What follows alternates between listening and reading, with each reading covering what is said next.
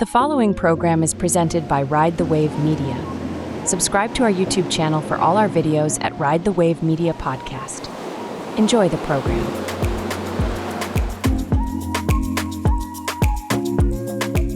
Hello, welcome to Practically Magick. I am your host, Courtney Pearl, and today we are doing a combined episode with Amanda McCombs, Not So Genius, from the inner workings of the Not So Genius mind. Yeah! We did a combined, we did an interview type in my first season back in February. So we thought it would be so cool to do this together and then just kind of catch up. Like a recorded catch-up fest. Yeah. A lot of life has happened. It was happened from February to November in the same year. And it's only been a year. I mean, it's only been all in the same year. That's crazy. Oh, yeah. So, Life not even a year. How long is it? And I promise, so those of you who can see us on YouTube, if you're watching, we did not plan outfits at all. We were just like, let's hop on. Let's get on this this Zoom call and bam. Like, go grab my hat. Today. I was like, oh my gosh, we both have our green sweaters on today, our witches hats. Our hair is like wavy and curly, which I never do curly. She always is good about curling her hair. I have to tame it somehow. I love it. I would too. Control. Yay. All right, so we're gonna start with our card pulling. I typically start my episodes this way, so I've invited Amanda to pull a card as well. Do you want to start us off? What deck are you going to? So I have Oracle of the Mermaids. I pulled the card. I haven't looked at it yet. And this is a new deck for me, so I don't know what any of it means. And you can tell me better than I do, like I know. If I pull it upside down, it means one thing, right? Mm-hmm. Usually if it's tarot, it's but reversed. I don't. Yeah, the reverse. That's why I'm like, I don't know if it works. Oh. Do you remember last time when you were like, this one kind of looks like you and blah, blah, blah? Yeah. So this one is telepathy, nonverbal communication, energetic pulses, and mind reading. Look at that. Oh my gosh. And we did that today. I know. Oh my gosh. We are in the zone. Oh my gosh. That's crazy. Okay, I'm going to see if there's any other meaning to this while you... Oh, it's card number 30. While you pull yours, because I have no idea. I'm using the lunar deck, the lunar oracle.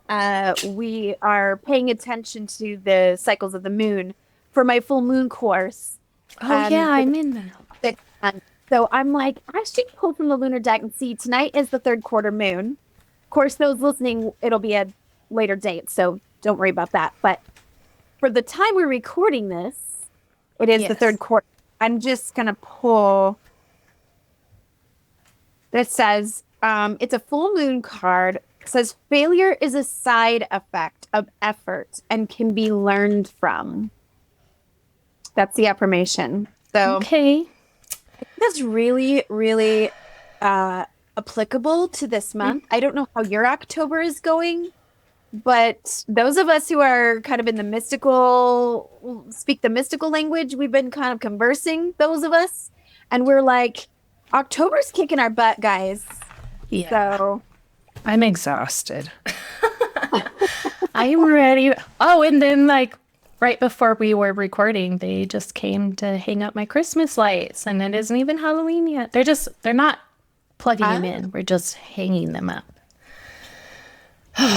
One holiday at a time, one season at a time, right? I know. We're living in right here in this moment. This episode's going to come out in November, and we're thinking about Christmas already. So I know. What the heck? It's a lot. So what does your card say? What is your card about? My my gosh. So, it just talks about how we're able to feel other people's auras Hold on, let me grab it. Which I think is really true. We've talked about that a lot. Once you could all speak without a sound being made, and the sounds you did make were sacred, purposeful, and full of intent. Now we hear you speak and speak, saying nothing, using air to create sounds to fill a void, but none of you understanding the hearts of others as well as you might. When you begin to reconnect with the sea and the shore and the creatures that swim beneath the two worlds, you will begin to understand all peoples and beings' communications without the words you love to use and use and use. I mean, it's really long. It just keeps going. Yeah. But it's all about... Is that, Courtney, you need to shut up. Stop talking so much. Stop filling all the space with words. Sometimes it's okay to not have words. Sometimes it's okay to be silent. Just listen. You can speak with your energy, right? Yeah. I don't do that enough. I do that with my son. I'm like, look in my face. Can you tell what I'm feeling right now? Do I look like I'm happy? Yeah, we moms get that.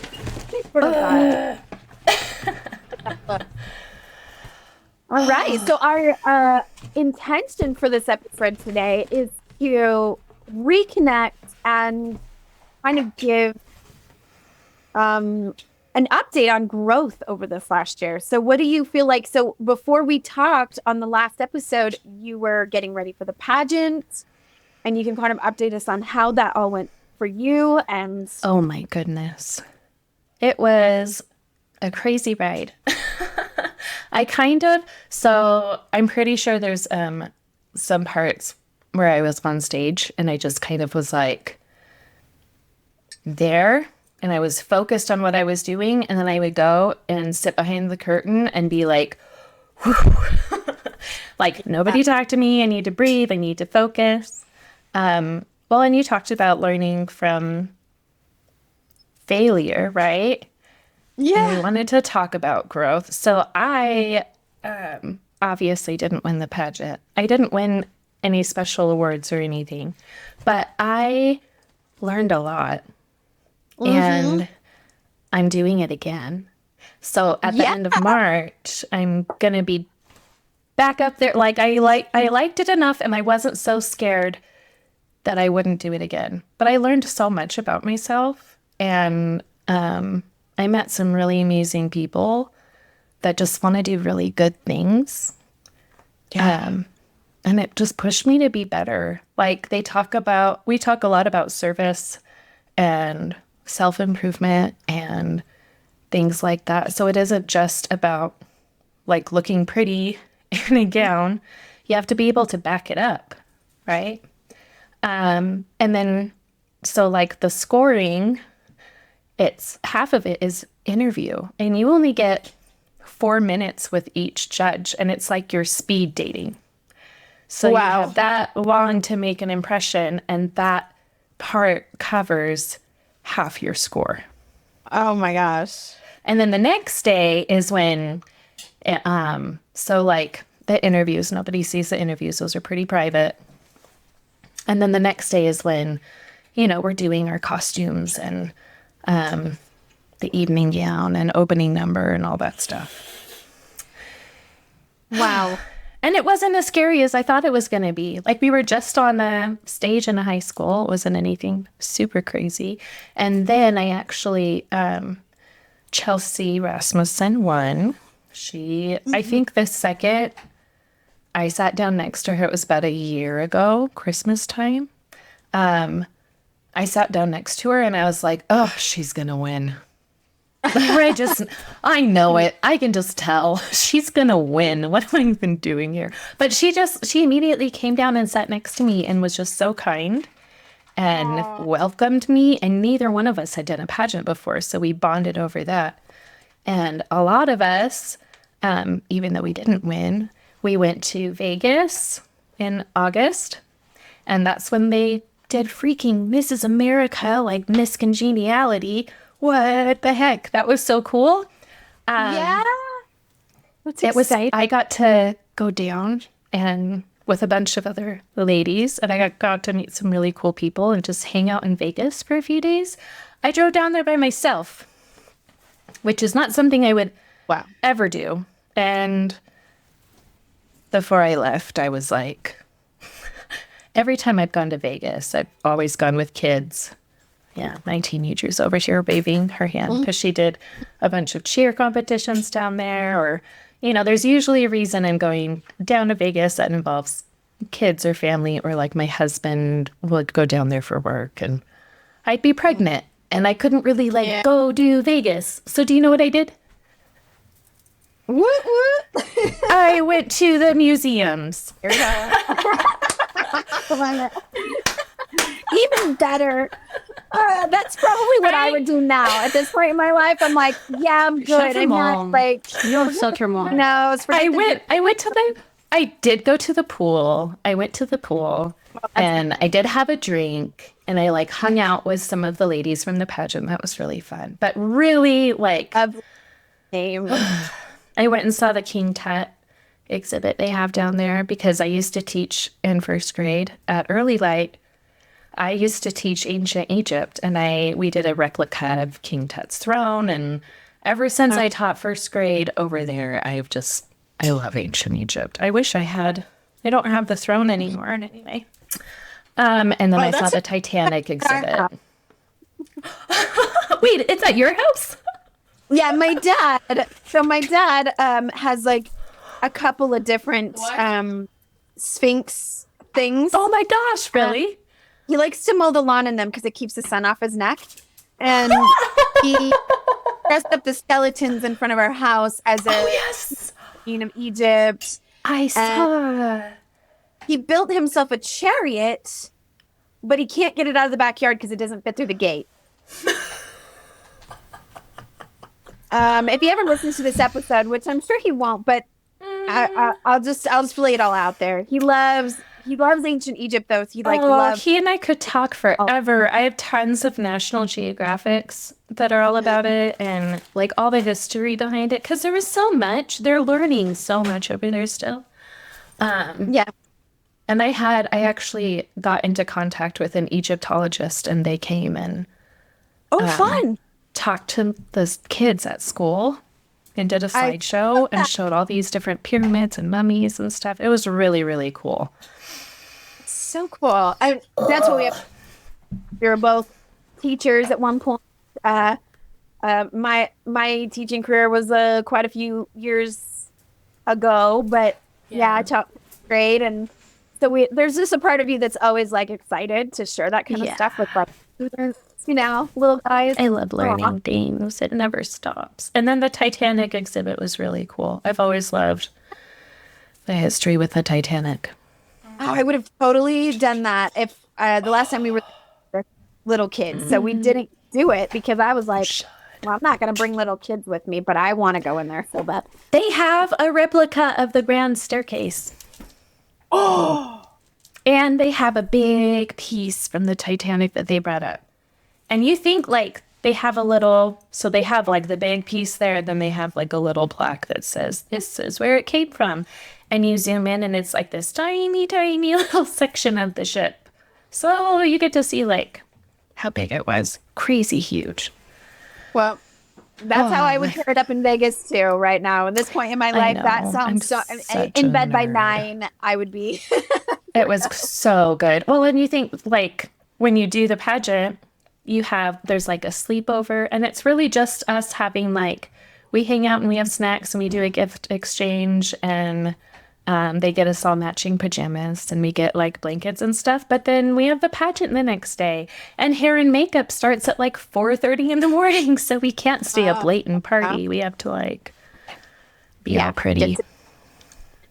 But what a great opportunity. I mean, even just it kind of reminds me of Miss Congeniality, because you think that these girls are going to be competitive, or you think they're going to be right. I mean, I'm just pulling from my experiences from high school, is girls who are pretty are sometimes not nice to you, and they're competitive and they're catty.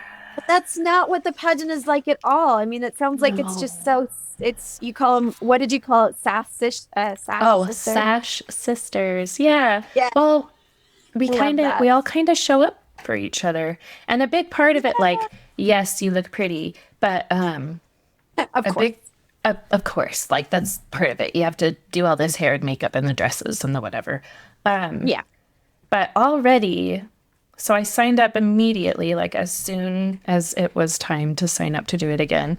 And I think we have 20 Mrs. competitors right now. I don't know how many Miss. Miss is just anybody that's not married. So if there's anyone listening that's not married that wants to do it, applications are open. Come party with us. But I've already done a lot of really cool service things just from being signed up and networking with people that also want to go out and serve. And I think a lot of us talk about how, like, we just had a dinner all together. And we talked about our why, like, what's your why for doing the pageant? And a lot of us talked about the community and meeting each other and being able to, like, have those people that you can go to if you need something. Yeah. But I've gone and I've, like, there's USANA Kids Eat. We pack food for kids to have over the weekends that are low income, that maybe don't have the resources to get food at home. And what else did I do? There's been a couple fundraisers that I've gone to. I went to the Equality Gala. Just all. Oh, look here. Hold on. Who's that? Hold on, no singing. My new sash is here, so I can be like officially Mrs. Daybreak. That'd be Check awesome. me If out. I already have so much on my plate, I'm like, should I really think about joining up for this or doing something like this? And I'm like, I'm not going to compete against Mrs. Daybreak. Who would I? Well, and it's not like competing. Yeah. It kind of is. Yeah. It kind of is. It's just a title change. So I get to keep being Mrs. Daybreak as long as I want to be in the pageant. I signed up because I was like, heck yes, I want to keep my title. That's a hella cool title. Even though initially I was like, this is terrifying. What am I doing? People are scary. Why are they paying attention to me? Yep. Yep. It's scary. It sounds super fun until it's everyone looking at you. And then you're like, oh my gosh. now I have to be this. Turn it all on, right? No, I think it's great. You take the title of Mrs. Daybreak all you want. You got it. You earned it. It's yours. I'll be Daybreak's local witch. Yeah. And we'll just ride that train for as long as we can. And I need you on my team. Yes. And when you talk about opportunities to serve, that is something that, I mean, I put so much on my plate this year. When thinking about growth or how my last year's been, I've been so excited to be doing this podcast. It's been so fun. But I think sometimes I've been putting so much on my plate that I'm like, yes to this and yes to this and yes to that. And then all of a sudden I'm like, oh my gosh, I have no time for anything, including service, including like, how can I get involved in my community and help in some way or offer something I have? Yeah. And so, sometimes it takes like getting to the point where you're like, wow, I'm really burning out and I'm so busy and I've got way too much on my plate. And then you go, okay, now it's time to pull back. Now it's time to start emptying my plate, and then I can fill it with what I really want it to look like, right? Oh, sorry about the nail scratch. I quit my job. Yeah. I mean, I had to. I've been really sick. And I've been doing all kinds of doctor's appointments and things like that. And I needed to take time to heal. Like at the beginning of the school year last year, my mom died. And at the end of the school year, we put my dad on hospice. And my world just kind of got turned upside down. That was after the pageant. Yeah. Like by Christmas time, by Thanksgiving last year, my dad wasn't my dad anymore. Oh, but like, I couldn't believe it when you were saying what was going on with your dad. And after we'd already done our I interview know. with like, this is all the things that have happened in the last year. And I'm like, are you kidding me? Really? I know. Now your dad? I was like, oh, if anybody Well- needs some good energy and positivity, I'm sending it all your way. Oh, thank you. I heckin' need it. And like so I still have problems with this whole part of my face. Like I can't really feel it because that's where I had my shingles. So like Yeah. my whole world just over the last couple years has kind of been slowly falling apart, but I think it's so that they can come together a different way. And I'm learning to find my voice, and I'm like figuring out who I am, because part of being able to do these opportunities, this service stuff, is networking and talking to other people. Because maybe there isn't like a way that you can serve right now. Maybe it's not the right opportunity, but maybe there's something out there. But it's okay to have to put your energy to other things because that's needed elsewhere, right? Yeah. Yeah. And one of the things my mom always talked about when she was sad was serving other people. So when you're feeling down, go help somebody else. And that I put a lot of that energy into doing the pageant. And so I think when I am able to go do these things, like packing bags for USANA Kids Eat so that kids can have meals over the weekend, or helping with donation drives, or I think last year around Christmas, we had like at the school, we just opened the doors and we had a bunch of donations for local refugees because we have a huge refugee population locally.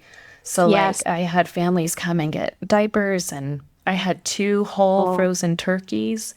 I was able to deliver a whole turkey meal to somebody. And it wasn't like I wasn't all over Facebook and all over social media saying like, look at what I'm doing. Like I'm doing all this stuff. Like I went and a lady had it was Christmas Day, I think Christmas Day or Christmas Eve.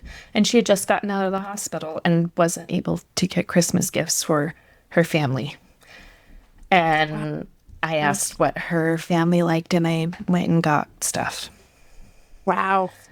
So, I mean, that's the kind, like, that's what holidays are to me. And so, did we talk about my mom's house burning down? Yeah. I think that's so. when everything like that, you were going and Yeah. going through everything at the time that we talked. Yeah. Yeah. Well, and like, We did talk a lot about your mom's message of like her final words to you being taking care of myself. take care of yourself. And that's something that's been coming up a lot for me lately is I won't have room to care for anyone else. I can't.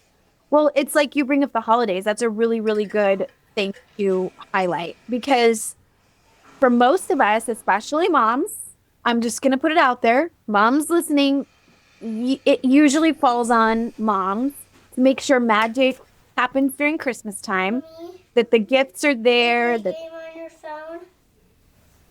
Hold on just a second. Go ahead. My little guy. Here, booty. That's my Ragnar. Okay, go. He has been dying to play.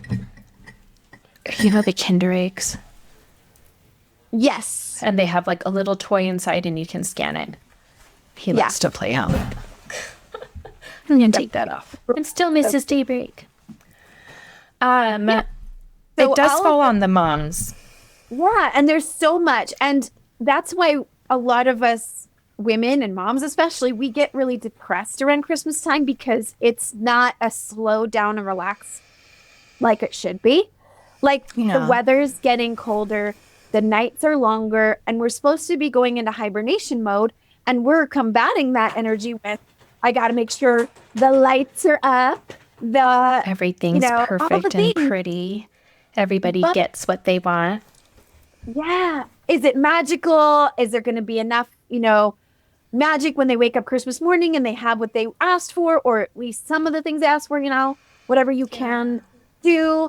But it's like when you get in that mode and you're so focused on that and you're not actually thinking about what do I need, you can't have the time and energy to go pick up an extra turkey and dinner and go deliver that to someone who needs it. And, so like sometimes it's about pulling back so that you can be there in the ways that count or the ways that like actually matter. Right. Yeah.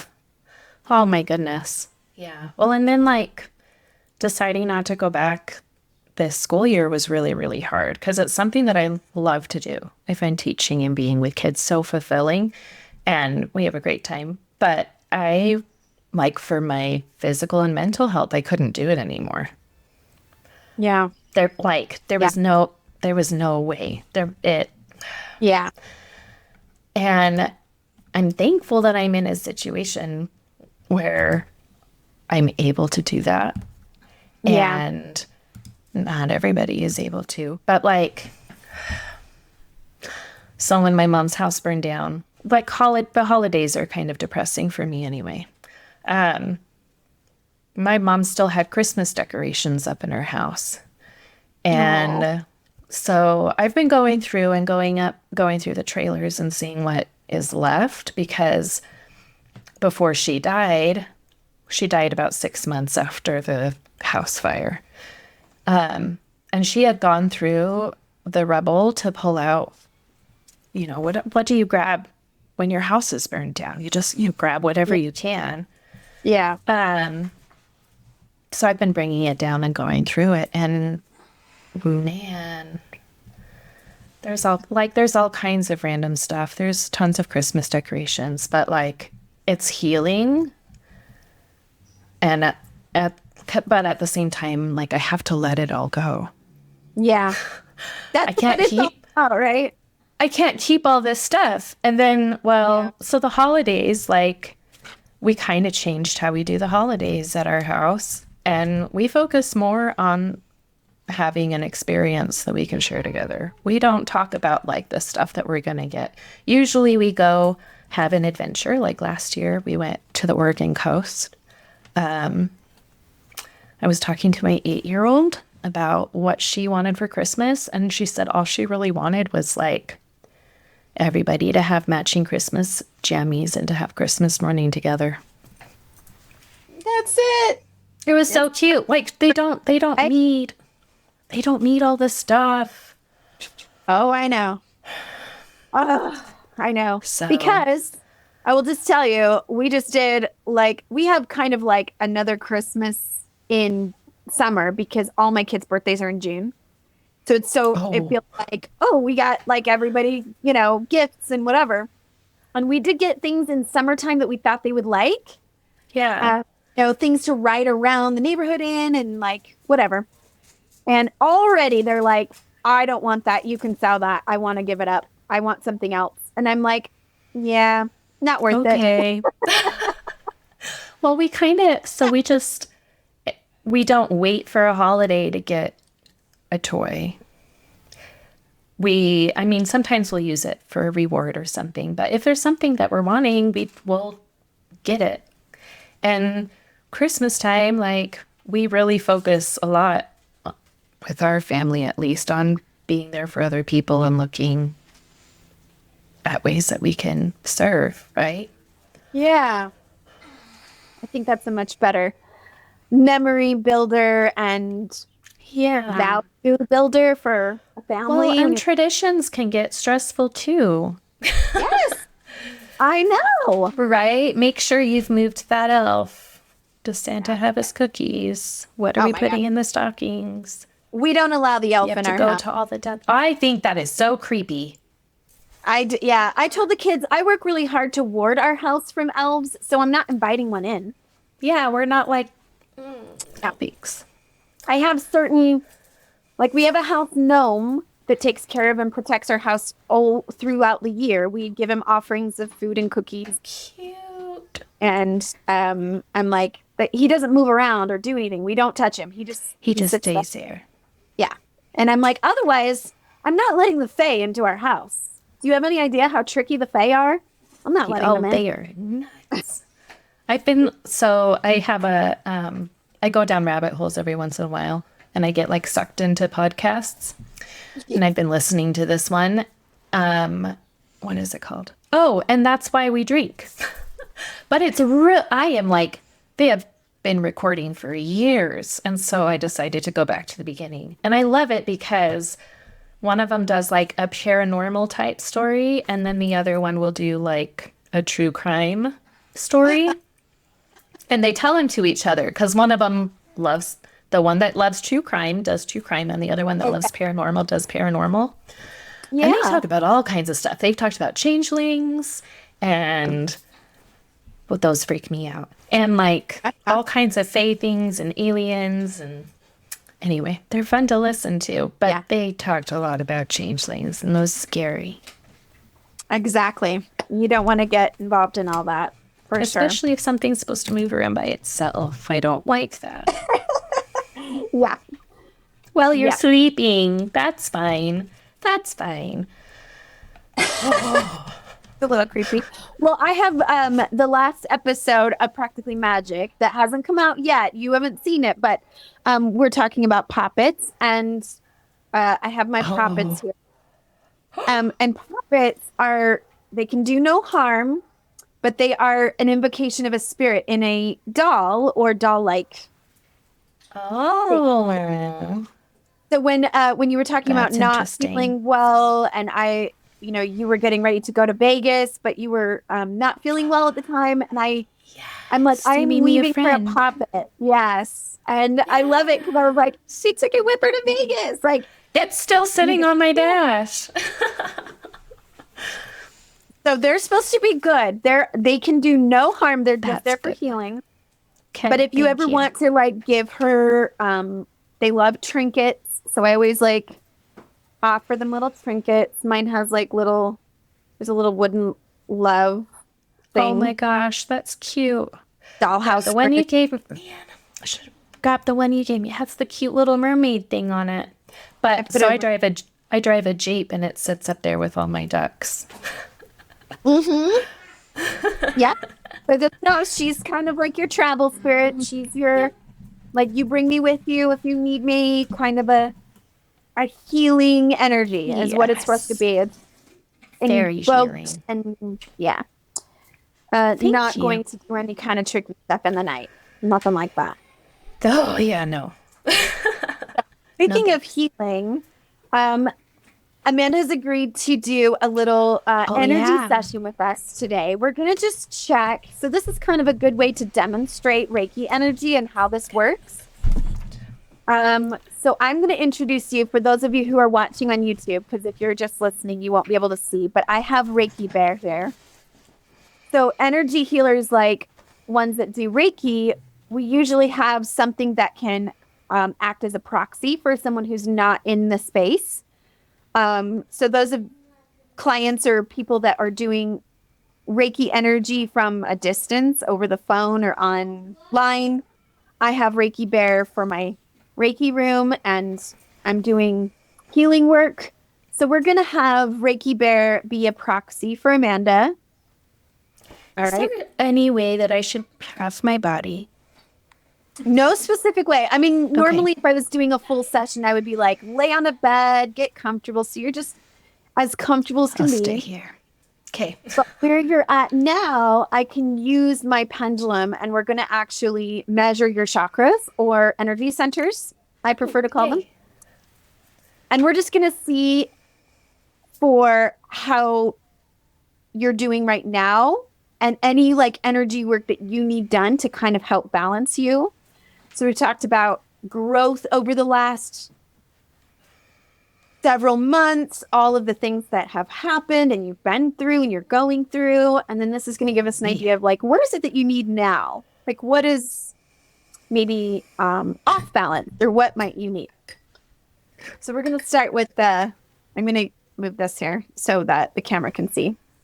We're starting with the root. And so what we're looking for is we need to see that the energy centers are moving in a circle, right? Chakra is Sanskrit for wheel, so it's supposed to look like a wheel. Oh, I didn't know that. On the camera, that is moving pretty good. My hand is not moving, but the pendulum is moving, and it's in a nice, neat circle. So Yay. you're very grounded, right? Yes. That's good. You're in a space right now where you feel like I'm embodied. I'm in my body. Someone else is excited. Not. I love it. Okay. Let's take a look at your sacral. So we're going through the bottom up. Yes. That looks good. Nice job. You're nice and I feel like I'm getting gold stars. Gold stars for you, girl. You are rocking it. Yeah. A+ for root, A+ for chakra, or for sacral. Yeah. Chakra. Okay, we're going to look at the solar plexus.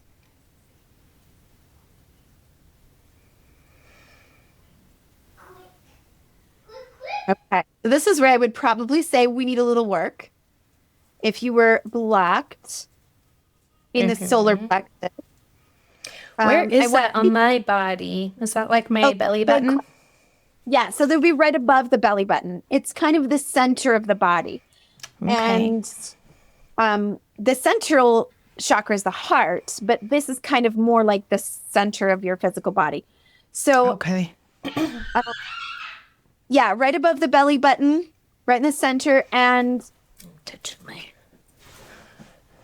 this is kind of where like your personal power comes from, like where you feel the confidence, self-worth, strength, capability. It is kind of more geared towards self-love than like the flow of love. That makes sense. Yeah. So we're going to think of some affirmations that would help get that moving. So we're going to think of like, you said, I am strong and capable. Oh, yeah. I'm going to write these down. You can kind of decide what resonates with you most. So as I say these, if there's one in particular that you're like, oh, that's what I need right now, think about that. So, okay. Capable. I like to use the word warrior. I am a warrior, goddess, princess, queen of the world. Heck yes, ma'am. Oh my gosh, that's already moving. Hold on. Let me start that again. It's also associated with a flame, a yellow flame, or like the light of the sun. So the more you can think about that as like a burning, bright yellow flame, and imagine and visualize that you're just invoking that energy into your aura, into your body. Okay. All right, let's try that. Okay. Now, sit. I am strong and capable. I am strong and capable.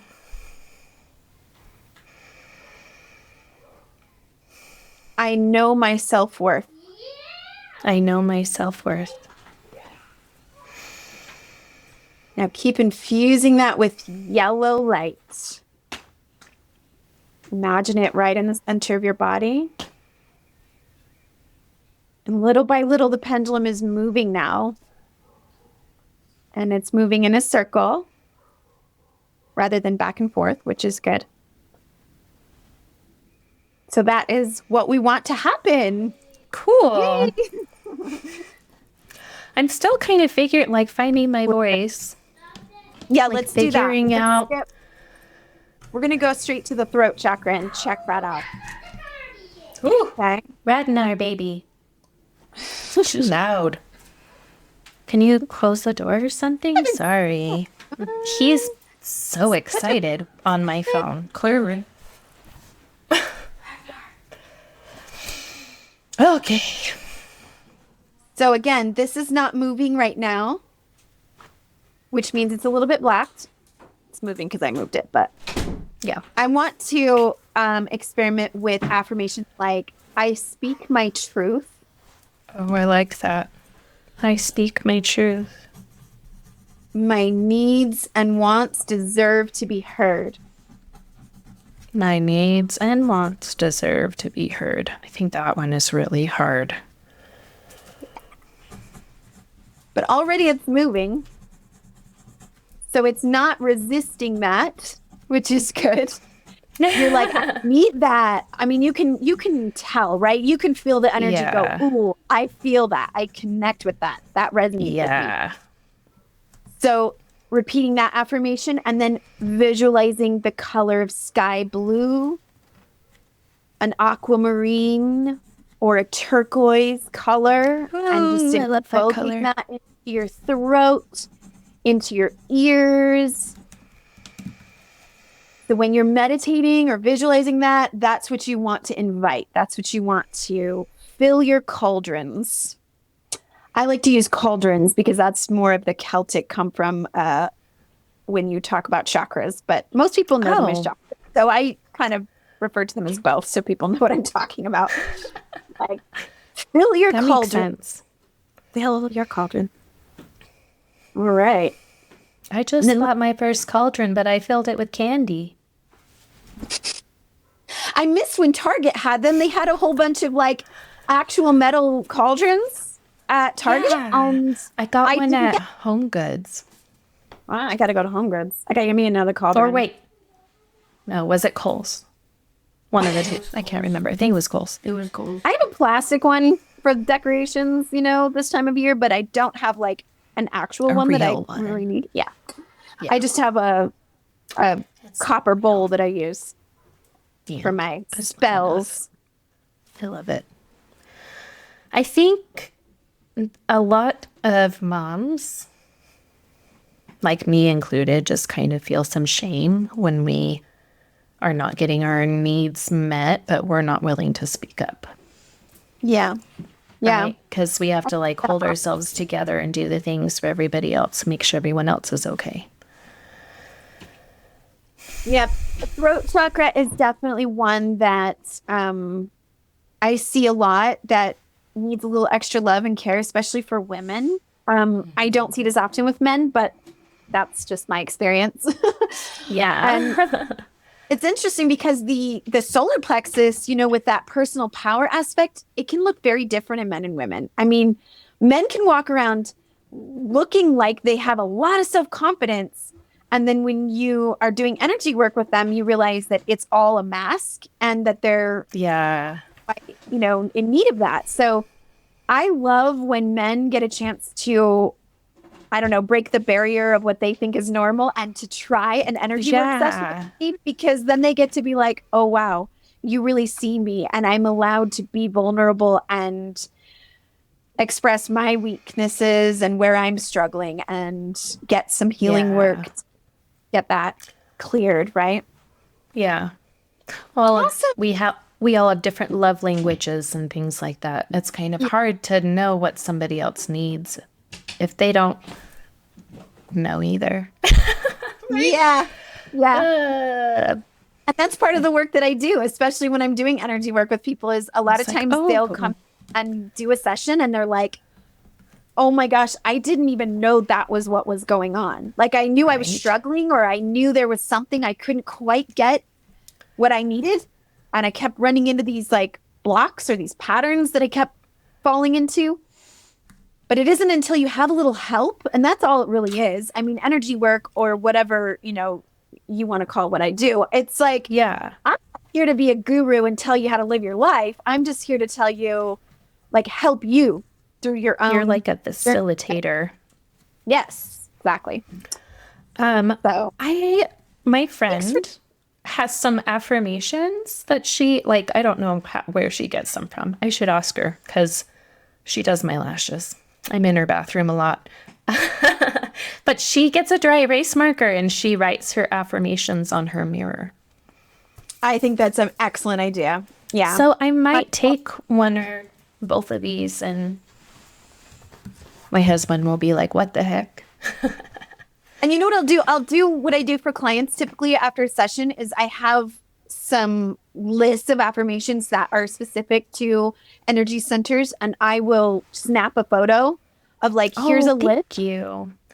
And then just, take the ones that you feel like, oh, yep, that one is for sure for me. Like I want that one. And then you can put those ones specifically on your mirror.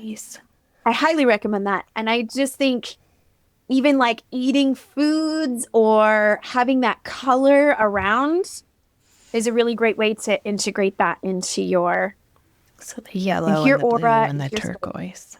Mm-hmm. Yeah, cool. The stone jewelry or whatever it is that you particularly like. And that's where like crystals can come into play too, is people like to go, this feels like the one that's going to help me. I know. I'm like looking to see what I have. I don't have any right now. I do like to enjoy myself with stones and crystals whenever possible. I know. I usually have like all kinds of things on my fingers, but I just got my basic stuff. Nothing.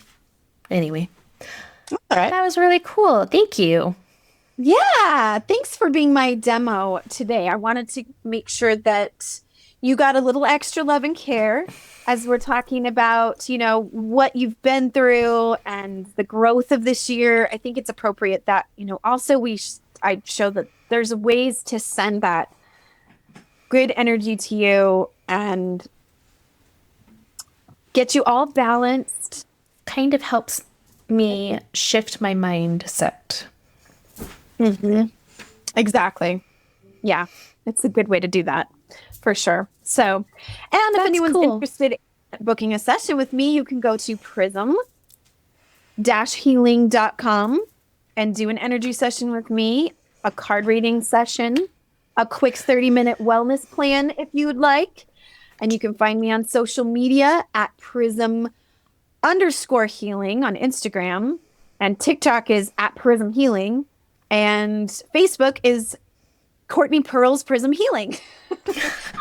Where can all find of the you? things? If they're looking to maybe follow your journey with the Mrs. All of my things. Yeah. So I have, you can follow me on Instagram. That's probably where I'm the most active, at Not So Genius.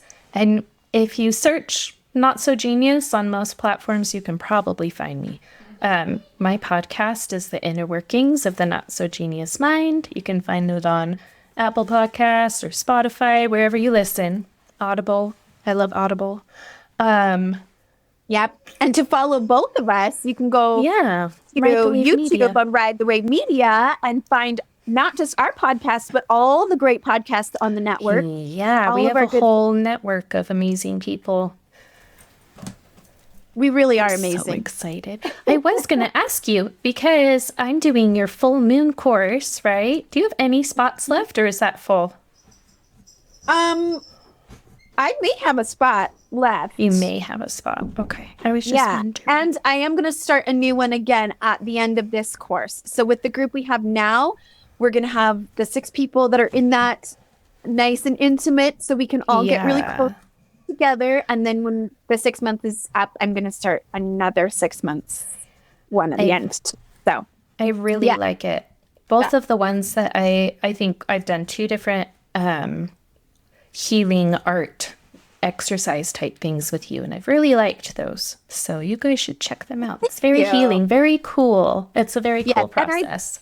I try to make sure people know it's not an art class. You're not meant to be. It's a healing class. We're going through the cycles of healing and cycles of the full moon throughout 6 months. And it's going to be a great thing. This is my first time offering it as a 6-month course. I've done the workshops. I really like it. But I am so excited. The main reason I bring it up is because part of it is journaling, right? So I kind of want to put this in with that and track it and see, because we do some journaling with it. So that'd be cool. Yes. And you may even see how some of this plays out in our last session with what affirmations did I need, or when I was replacing energy from what I painted out, what was it that I was in need of? And then how has this last week been in coming into, we're now going into the dark moon. So we're going to talk a lot about descending into the darkness, into the shadow work, which can dark be and kind twisty. Yeah. But I love that it kind of coincides with the phases of the moon, so we can kind of track how that feels. Some people feel better during the dark part, And that's when they feel their best. So you never know. Seclusion is kind of nice for me. Yeah, I get that. Peopling is scary sometimes. For sure. Ooh, maybe we should end this. Sorry. We did our whole thing, and then I asked you a question. I know, but that's okay, because now everyone can hear how that's going to go. I didn't want to mention you in the course unless you wanted to reveal that you were in the course. I love That's it. up Yeah. to you there. So It's thank fun. you for mentioning it. But yeah, we'll let everybody go. So this is me signing off, Witches and Wizards. Go make magic. Yay. If you've listened this far, thank you. And take care of yourself. It's a crazy world out there.